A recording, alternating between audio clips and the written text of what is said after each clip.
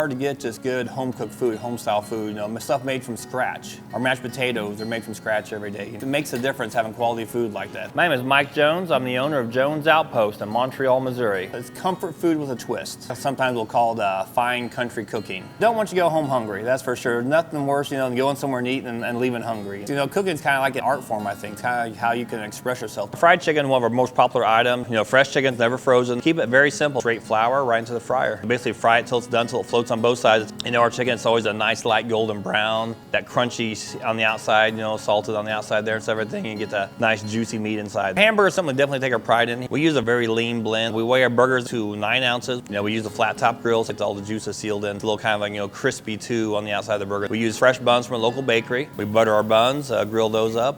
It's a cheeseburger, so you can't just have one little slice on there. Fresh hand-cut fries go stuffed alongside it. You get this nice, soft homemade buns, been buttered and grilled there. Then you get that burger with the cheese on stuff. We have a neat atmosphere inside. It's very rustic inside. It's cozy in here. And then our food's made from scratch, and we take pride in it.